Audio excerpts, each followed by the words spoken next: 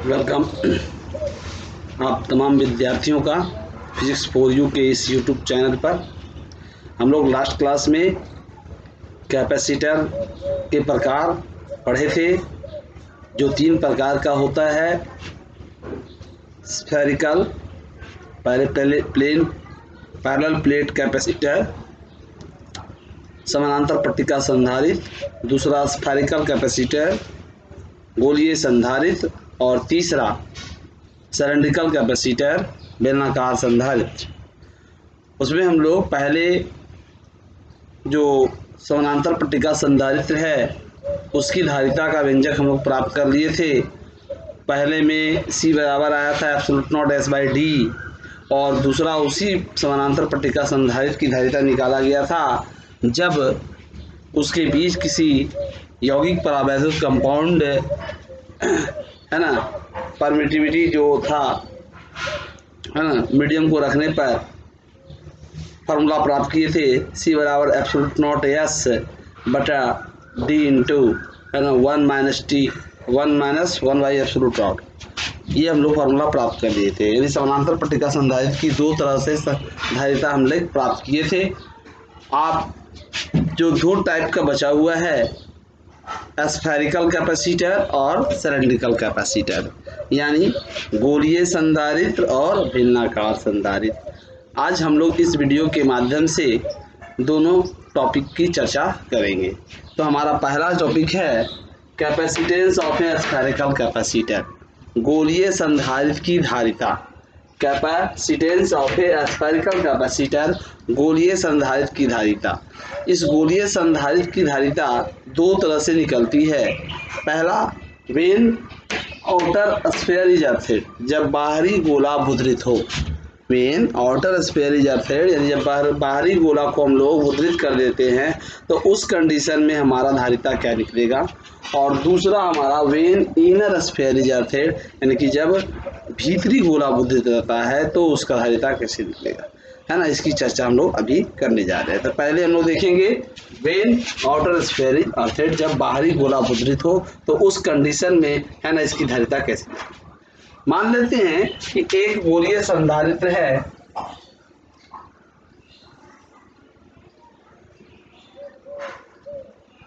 A और B इसका मान लेते हैं गोला है। एक गोला A और दूसरा गोला B। गोलीय संधारित्र क्या है, 2 गोलों से मिलकर बना होता है। सकेंद्री गोला है ना, O इसका सेंटर हो गया। इसकी पहली गोला जो A है उसकी त्रिज्या R1 ले लिए, और दूसरा गोला जिसकी त्रिज्या क्या हो गया, R2 हो गया, है ना। इसको क्या कर दिया गया, आउटर स्फीयर इज अर्थिड, बाहरी गोला को मुद्रित कर दिया गया। अर्थिड अर्थ से कनेक्ट कर दिया गया। जब इसको अर्थिड कर दिए तो ये कौन सा गोला हो गया, है ना, कंडेंसिंग है ना कैपेसिटर, कंडेंसिंग प्लेट हो गया, मतलब कि संघनक गोला। और जो जिस पर आवेश देंगे वो क्या हो जाएगा, कलेक्टिंग प्लेट, संग्राहक पट्टिका। तो ये आपका संग्राहक गोला A जो है संग्राहक है, और गोला B जो है वो संघनक है, क्योंकि गोला B को मुद्रित किया गया है और गोला A को आवेश दिया जाएगा। अब इस पर हम लोग प्लस Q आवेश देते हैं गोला A के सतह पर, तो ये गोला A के सारे सतह पर समान रूप से विद्युत हो जाता है। और इस प्लस Q आवेश के कारण, गोले पर दिए गए प्लस Q आवेश के कारण गोला B के है ना बाहरी सतह पर प्लस Q आवेश, प्लस Q मुक्त आवेश है ना, मुक्त रहता है, स्वतंत्र फ्री इलेक्ट्रॉन यानी फ्री चार्ज उत्पन्न होता है। और भीतरी सतह पर माइनस Q है ना बद्ध आवेश, बैंड चार्ज जो इसके साथ बंधा हुआ रहता है। ये प्लस Q चार्ज जो है बाहर उत्पन्न होता है और माइनस Q चार्ज उसके भीतरी सतह पर उत्पन्न होता है। तो प्लस Q को शो इसलिए नहीं किया गया क्योंकि ये जो आवेश जो होता है B गोला पर प्लस Q आवेश, वह B के मुद्रित होने के कारण पृथ्वी द्वारा प्रवाहित इलेक्ट्रॉनों द्वारा, पृथ्वी इलेक्ट्रॉन प्रवाहित करेगा तो वो ऋण आवेश होगा, और इस पर जो बाहरी सतह पर प्लस आवेश है तो प्लस और माइनस क्या हो जाएगा, है ना, आवेशहीन हो जाएगा, उसको क्या कर देगा, प्रभावहीन कर देता है, यानी पृथ्वी द्वारा प्रवाहित इलेक्ट्रॉनों द्वारा प्रभावहीन हो जाता है। कौन सा आवेश, जो इसके चारों ओर बाहरी सतह पर प्लस क्यू मुक्त आवेश होते हैं, फ्री चार्जेस होते हैं, वो क्या हो जाते हैं, है ना, इलेक्ट्रॉनों द्वारा निष्फल कर दिए जाते हैं, समाप्त कर दिए जाते हैं। अब इस स्थिति में गोला ए पर हम लोग विभव निकालेंगे। तो गोला ए पर जो विभव होगा, पहले तो इस पर अपना आवेश क्यू है, तो प्लस क्यू आवेश के कारण, अपने ही ऊपर उपस्थित प्लस क्यू आवेश के कारण इस पर जो विभव होगा V1 बराबर 1/4 एब्सोल्यूट नॉट, है ना, Q बाई R1, क्योंकि इसकी त्रिज्या R1 है, गोले के कारण विभव जो निकल गया 1/4 Q बाई R1, अपने ही आवेश के कारण। अब B पर उपस्थित -Q बध आवेश बैंड चार्ज के कारण ए पर जो विभव होगा, ए पर ही विभव उत्पन्न होगा, है ना, वो हम क्या मान लेंगे, V2 मान लेंगे। तो 1/4 absolute not -Q by R2, क्योंकि इसकी त्रिज्या यहाँ से यहाँ दूरी क्या हो गया, R2। इस आवेश के कारण यहाँ पर विभव जो उत्पन्न होगा गोले पर ए पर -Q बद आवेश के कारण वो इतना होगा, यानी गोले ए पर कुल विभव V बराबर हो जाएगा V1 प्लस V2। गोले ए पर कुल विभव यानी 1/4 एब्सोल्यूट नॉट हम कॉमन ले लिए दोनों में बाबू, तो यहाँ बचा Q बाई R1 और माइनस, यहाँ प्लस होगा तो plus minus Q by R2। कोई प्रॉब्लम, Q को भी कॉमन ले लेंगे तो V बराबर Q बाई 4 एब्सोल्यूट नॉट, है ना, R1 R2 और R2 माइनस एलसीएम ले। तो ये भी आवेश जो निकला किस पर निकला, गोले ए पर विभव निकला। इसको हम लोग ए से भी डिनोट कर सकते हैं, VA बराबर ए पर कुल विभव इतना निकल गया। और बी चूंकि भुदरित है, गोला बी क्या है, अर्थेड है, तो अर्थेड होने के कारण इसका पोटेंशियल 0 हो जाएगा, यानी बी पर का जो विभव होगा वो VB बराबर क्या हो गया, 0। यानी पूरे गोलीय संधारित्र जो बना, उस गोलीय संधारित्र पर कुल विभवांतर V बराबर VA माइनस VB। तो VA का वैल्यू इतना है बाबू, VB का वैल्यू 0 है, इतना में 0 घटेगा तो यही बचेगा, है ना, यानी हमारा रिजल्ट आ गया Q बाई 4 एब्सोल्यूट नॉट, है ना, बट्टा इंटू R2 माइनस R1 बट्टा R1 R2। ये क्या आ गया, विभव इस पर पूरे गोलीय संधारित्र पर विभवांतर। अब हम लोग गोलीय संधारित्र की धारिता C हो तो क्या पढ़े, C बराबर Q बाई V, C बराबर क्या हो गया, Q बाई V। तो यहाँ से बाबू Q का वैल्यू Q रहने देंगे और V का वैल्यू पूरा पुट कर देंगे, Q बटा 4 absolute not R2 minus R1 R2।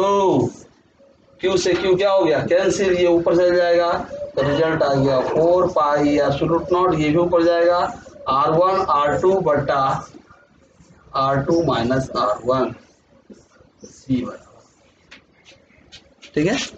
ये गोलीय संधारित्र की धारिता निकल गया। कब, जब आउटर स्फीयर अर्थेड है, जब बाहरी गोला भुदरित है, तो उस केस में गोलीय संधारित्र की धारिता 4 एब्सोल्यूट नॉट R1 R2 बटा R2 माइनस R1 होगा। सर गोलीय चालक की भी धारिता हम लोग निकाले थे, तो गोलीय चालक और गोलीय संधारित्र में अंतर है। गोलीय चालक की धारिता उसमें सिर्फ एक गोला होता है और उसका हम लोग सिर्फ पढ़े थे 4 एब्सोल्यूट नॉट इनटू R। ये गोलीय चालक की धारिता है और ये गोलीय संधारित्र की धारिता है 4 एब्सोल्यूट नॉट R1 R2 बट्टा R2 माइनस R1। इसमें दो गोला होता है, उसमें सिंपल एक गोला। तरीका चल, अब हम लोग इसके दूसरे पार्ट की चर्चा करेंगे, व्हेन इनर स्फीयर इज अर्थेड, जब भीतरी गोला को हम लोग क्या कर दे, अर्थेड कर दे। थोड़ा समझेंगे, इसका जो फिगर होगा, है ना, भीतरी गोला को अर्थेड करने पर वो क्या होगा, है ना। यहाँ पर भी मान लीजिए एक गोलीय संधारित्र AB है, जिसका एक गोला A है, दूसरा गोला B है, एक की त्रिज्या R1 है और दूसरा की त्रिज्या R2 है। कोई दिक्कत, इसमें गोला ए को भूदरित किया गया, यानी बाहरी भीतरी गोला को ऑर्थेट किया गया, ठीक है, और इसको है ना आवेश दिया गया है। यानी अब ये जो है आपका संघनक गोला हो जाएगा और बाहर वाला जो है संग्राहक गोला हो जाएगा, यानी ये कलेक्टिंग प्लेट हो जाएगा और ये कंडेंसिंग प्लेट हो जाएगा। कोई दिक्कत? अब सर इसमें हम जब प्लस क्यू आवेश देते हैं तो प्लस क्यू आवेश देने पर यह आवेश समान रूप से इस गोले के भीतरी और बाहरी बी के भीतरी और बाहरी सतह पर समान रूप से वितरित हो जाता है। मान लेते हैं कि इस पर प्लस Q1 आवेश उत्पन्न हो रहा है इस तरह से, और भीतरी सतह पर प्लस Q2 आवेश उत्पन्न हो रहा है इस तरह समान रूप से वितरित हो गया। तो कुल आवेश Q बराबर जो हो जाएगा यही Q के Q1 प्लस Q2, यही Q1 Q2 मिलकर Q बन रहा है, एक बाहरी सतह पर और एक भीतरी सतह पर उत्पन्न हो रहा है। तो इस भीतरी सतह पर जो प्लस क्यू आवेश है, इस प्लस क्यू आवेश के कारण इस गोले के गोला ए जो है उस गोला ए के बाहरी सतह पर फिर क्या उत्पन्न होगा? प्लस Q1 प्लस Q1 बद आवेश, इस पर प्लस Q1 बद आवेश और इस पर माइनस Q1 मुक्त आवेश, है ना। ये हो गया प्लस Q1 उत्पन्न हो गया और इधर माइनस Q1 उत्पन्न हो गया, Q1 आवेश की, ठीक है। तो अब यहाँ पर दो तरह का संधारित्र बन जाता है, दो तरह का संधारित्र काम करता है, क्योंकि ये तो अर्थेड है और गोला ए जो है अर्थेड है और साथ में गोला बी के अंदर है, तो गोला के अंदर विभव शून्य होता है, यानी ए पर का विभव दोनों ही स्थिति में क्या हो गया? शून्य हो गया। इस स्थिति में दो प्रकार का कैपेसिटर बनता है, एक गोला बी के बाहरी सतह पर उत्पन्न प्लस Q1 आवेश और इसके भीतरी सतह पर उत्पन्न माइनस Q1 मुक्त आवेश। तो उसके कारण संधारित्र की जो धारिता होगा C1 बराबर, जो अभी हम लोग फार्मूला पढ़े थे इससे पहले वाला, जब आउटर का अर्थात कर रहे थे, तो 4 पाई एब्सोल्यूट नॉट R1 R2 बट्टा R2 माइनस R1।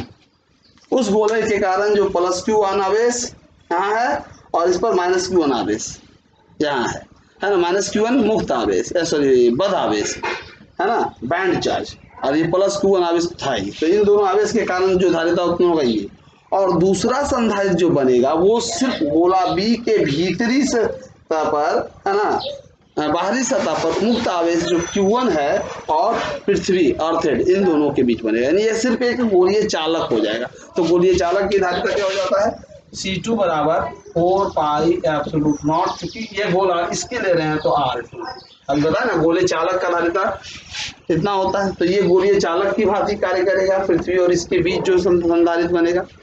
तो अब कुल संधारित्र की धारिता क्या हो जाएगा? C बराबर C1 प्लस C2।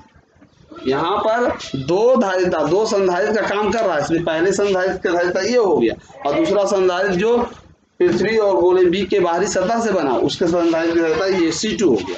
दोनों को जोड़ देना है तो C1 प्लस C2, यहाँ देख रहे हैं दोनों में कॉमन आ जाएगा, 4 पाई एब्सोल्यूट नॉट कॉमन, है ना बाबू।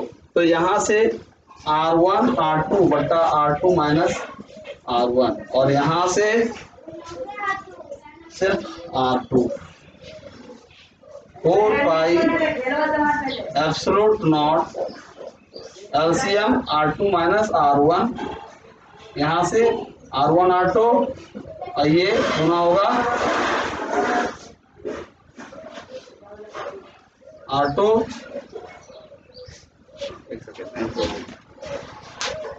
4 पाई एब्सोल्यूट जोड़ना है ना, सॉरी प्लस, ठीक है, R1 R2 बटा R2 माइनस R1, C1 बराबर C2, 4 पाई एब्सोल्यूट और R2 हो गया बाबू, C1 प्लस C2 हो गया, एलसीएम ले लिए। तो यहाँ से R1 R2 हो गया और ये हो जाएगा R2 माइनस R1। कॉमन ले लीजिए, ठीक है, यहाँ से कॉमन ले लीजिए 4 पाई एब्सोल्यूट नॉट, दोनों में से R2 कॉमन आएगा, R2 कॉमन, R1 बटा R2 minus R1 plus 1, 4 pi absolute not R2, LCM लिए R2 माइनस R1 और plus R2 minus R1 cancel, कितना आ गया, रिजल्ट हमारा आ गया C बराबर 4 पाई एब्सोल्यूट नॉट और R2 और एक R2 स्क्वायर बटा R2 माइनस। तो ये हो गया आपका गोलीय संधारित्र की धारिता। जब कौन सा गोला, जब उसका है ना इनर स्फीयर ऑब्जेक्ट होता है, बाहरी अंदर का गोला अवरुद्ध रहता है, तब उसकी संधारित्र की धारिता। अब हम लोग पढ़ेंगे इसमें सिलेंड्रिकल कैपेसिटर। सिलेंड्रिकल कैपेसिटर क्या होता है, गोलीय संधारित्र की धारिता क्या होता है उसके बारे में, सॉरी बेलनाकार संधारित्र, बेलनाकार संधारित्र की धारिता कैसे ज्ञात किया जाएगा, है ना। इसके लिए मान लेते हैं कि एक बेलन है जिसमें दो समाक्षीय बेलन ले लेते हैं ए और बी।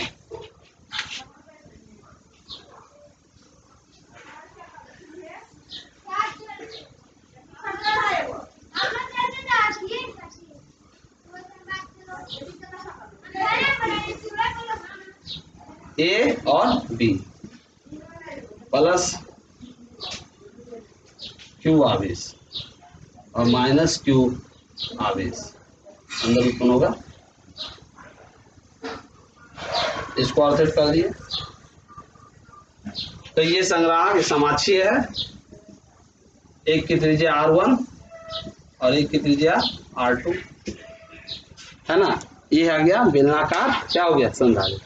तो बेलनाकार संधारित्र की धारिता निकालेंगे, ये ऑफसेट है, गोला भी R1 R2 त्रिज्या ले लिए, तो ये संघनक हो गया, ये संग्राहक हो गया। अब इसकी धारिता निकालना है, तो इसकी धारिता निकालने के लिए हम लोग तीव्रता की चर्चा करते हैं, है ना। इसकी जो तीव्रता लेते हैं, मान लेते हैं कोई बिंदु है, तो उसके कारण किसी बिंदु पर विद्युत क्षेत्र की जो तीव्रता होती है बेलन के कारण, वह बेलन के कारण तीव्रता क्या होता है, E बराबर 2 pi absolute nought into Q by R. तो 2 पाई एब्सोल्यूट नॉट होता है, तो क्यू बाई क्या हो जाता है, आर हो जाता है। ये विद्युत क्षेत्र की तीव्रता हुआ किसके कारण, बेलन के कारण। इसके ये जो आवेश जो है वो एकांक लंबाई पर है, एकांक लंबाई पर उपस्थित आवेश क्यू है, यूनिट लेंथ पर जो चार्ज होता है वो क्यू है, तो विद्युत क्षेत्र की तीव्रता क्यू बाई आर। अतः इस बेलन के कारण उस बिंदु पर जो विभव होगा V बराबर इंटीग्रेट dV अपर limit R2 lower limit R1, ठीक है, कुल विभव का इंटीग्रेशन, है ना। तो इसको हम लिख सकते हैं dV by dr into dr लिख सकते हैं ना, कट जाएगा dr upper limit R2 lower limit R1। और dV बाई dr रिलेशन पढ़े थे, विद्युत क्षेत्र की तीव्रता E बराबर माइनस dV बाई dr पढ़े थे ना, पोटेंशियल ग्रेडियंट इंटेंसिटी और, है ना, पोटेंशियल के बीच जो रिलेशन होता है E बराबर माइनस dV बाई डी है। तो जब dV बाई डी आ रहा है तो इसको हम लिख सकते हैं माइनस E, है ना, यानी कि हो जाएगा integrate minus E dr upper limit R2 lower limit R1। अब E का वैल्यू पुट कर देंगे, E का वैल्यू क्या है बाबू, इंटीग्रेट V बराबर upper limit R2 lower limit R1, E का value 1/2 pi absolute naught q by r integrate किया, ठीक है, इंटीग्रेट कर रहे हैं, निकाल देंगे q by 2 pi absolute naught बाहर निकल गया बाबू, है ना।